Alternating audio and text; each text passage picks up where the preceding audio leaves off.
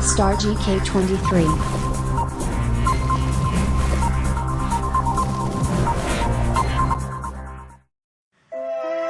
नमस्कार दोस्तों, आज हम पढ़ेंगे पाठ परिमेय संख्याओं का भाग 2। इसकी पिछली वीडियो में हमने जाना परिमेय संख्याएं होती क्या हैं, कितने प्रकार की होती हैं और समतुल्य परिमेय संख्या किन्हें कहा जाता है। तो चलिए आगे बढ़ते हैं और देखते हैं आज के इस वीडियो में हम क्या पढ़ेंगे। आज हम पढ़ेंगे परिमेय संख्याओं की तुलना, परिमेय संख्याओं का मानक रूप और दो परिमेय संख्याओं के बीच की परिमेय संख्या निकालना।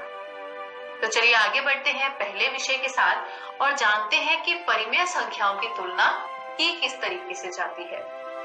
अब इस विषय को समझने के लिए हम एक उदाहरण की सहायता लेंगे। उदाहरण में कहा गया है कि दो परिमेय संख्याएं हैं 3/-4 और -5/6। तो इनमें से कौन सी संख्या जो है वो बड़ी है। आइए हल देखते हैं। इसका जो हल है वो हम कुछ चरणों में करेंगे और आपको वो चरण याद रखने हैं। पहला चरण कहता है कि जो भी परिमेय संख्या आपको दे रखी होगी उसका जो हर है वो कभी भी ऋणात्मक नहीं होना चाहिए। तो सबसे पहला चरण ये होगा कि यदि परिमेय संख्या के हर जो है वो ऋणात्मक है तो आपको उनको धनात्मक में परिवर्तित करना पड़ेगा।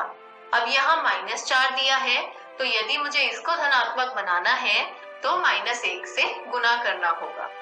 तो 3/-4 को हम अंश और हर दोनों में ही -1 से गुना करेंगे तो हमें प्राप्त होगा -3/4, जो कि हमारी पहली परिमेय संख्या हुई। और जो दूसरी परिमेय संख्या है वो है -5/6। अब अगले चरण में आपको क्या करना है, इन दोनों के जो हर दे रखे हैं उनको लिखकर उनका एलसीएम लेना है। अब यदि मैं 4 और 6 का एलसीएम लूं तो वो मुझे प्राप्त होगा 12। तो आगे बढ़ते हैं। एलसीएम हमें 12 प्राप्त हो चुका है।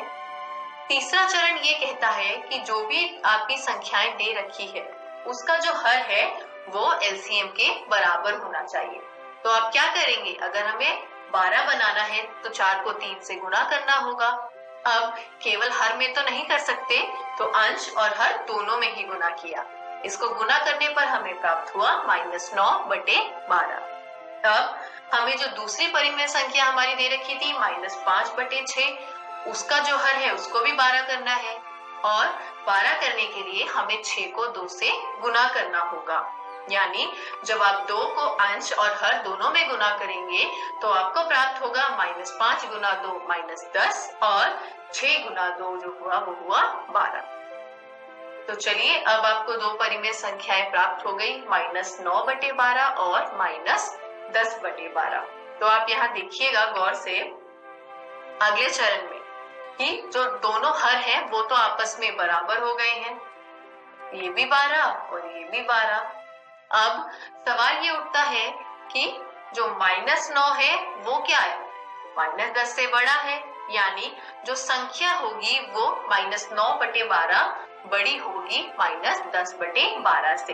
तो हमारी जो -9/12 है वो किसके बराबर थी, -3/4 के, और -10/12 बराबर थी -5/6 के। तो -3/4 जो है वो -5/6 से बड़ी है।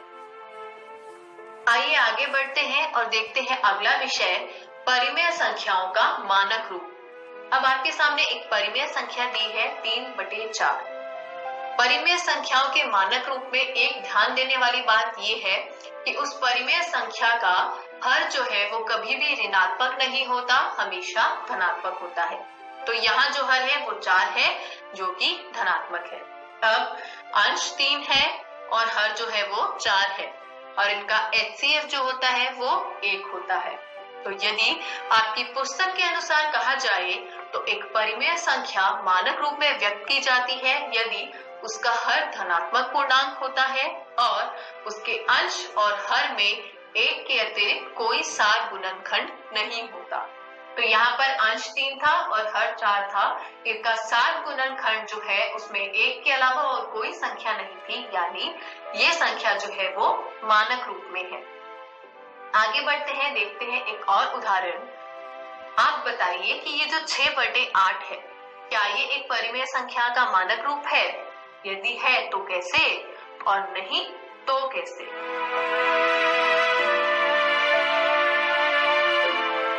आशा करती हूँ आपने इसको हल कर लिया होगा। अब यहाँ पर ध्यान दीजिएगा, हर जो है वो 8 है, धनात्मक है, तो एक स्थिति तो पूरी हो गई। अब यहाँ अंश 6 है और हर जो 8 है उसका यदि मैं HCF निकालने जाऊं तो वो हो जाता है 2, यानी 7 गुणनखंड में 1 के अतिरिक्त एक और संख्या 2 है, यानी ये परिमेय संख्या अपने मानक रूप में नहीं है। आइए आगे बढ़ते हैं और देखते हैं अगला विषय, जो कि है परिमेय संख्याओं के बीच की परिमेय संख्या निकालना। इसको भी हम करेंगे एक उदाहरण की सहायता से। उदाहरण में कहा गया है एक परिमेय संख्या है 1/3 और दूसरी परिमेय संख्या है 3/5 और इनके बीच में हमें परिमेय संख्या निकालनी है। तो आइए हल देखते हैं। पहले चरण में आपको क्या करना है, दोनों परिमेय संख्याओं को लिख लीजिए और इनका जो हर दे रखा है दोनों का, उसका एलसीएम ले लीजिए। एलसीएम लेने पर हमें जो अंक प्राप्त हुआ वो हुआ 15। अब क्योंकि एलसीएम 15 है तो चरण 2 में हमें ये करना है कि दोनों ही जो परिमेय संख्याएं हैं उनकी हर को 15 बनाना है। अब यहाँ हर दिया है 5, ऐसा क्या करें कि ये 15 हो जाए? इसके लिए हमें इसे 3 से गुना करना होगा। तो दी गई परिमेय संख्या के अंश तथा हर को हम 3 से गुना करेंगे, जिससे हमें प्राप्त हो जाएगा 9/15। अब बढ़ते हैं अगली परिमेय संख्या की ओर, जो कि दे रखी थी आपको 1/3। अब इसमें भी हर को 15 करना है, तो यदि मैं 3 को 5 से गुना कर दूं तो वो हो जाएगा 15। तो अंश और हर दोनों में ही 5 से गुना करने पर हमें प्राप्त होता है 5/15। तो चलिए आगे बढ़ते हैं, देखते हैं अगला चरण। आपको जो संख्याएं प्राप्त हुई वो ही 5/15 और 9/15। तो इनकी बीच की परिमेय संख्या कौन सी होगी? 6/15, 7/15 और 8/15। तो ये जो 5/15 है और ये जो 9/15 है, ये तो आपको दी गई परिमेय संख्याएं हैं। और ये जो तीनों संख्या दे रखी है 6/15, 7/15 और 8/15, ये इनकी बीच की संख्याएं हैं। तो 5/15 को यदि मैं उसके मानक रूप में लाऊं तो वो होता है 1/3, यानी आपको जो 3 परिमेय संख्याएं निकालनी थी वो आपको प्राप्त हो चुकी है। इसी के साथ हमारा आज का ये वीडियो यही समाप्त होता है। चलिए संक्षेप में देखते हैं कि आज हमने क्या सीखा। आज हमने सीखा कि परिमेय संख्याओं की तुलना किस प्रकार की जाती है, उनका मानक रूप क्या होता है, और यदि आपको 2 परिमेय संख्याएं दी हो तो इनके बीच में परिमेय संख्या कैसे निकाली जाती है। अगली वीडियो में हम जानेंगे परिमेय संख्याओं के गुणधर्म, जिसमें आप परिमेय संख्याओं के योग के गुण जानेंगे और व्यवकलन के गुण जानेंगे। घर जाइए, प्रश्नावली में दिए गए प्रश्नों का निरंतर अभ्यास करते रहिए। किसी भी प्रकार के संदेह एवं सहायता के लिए हम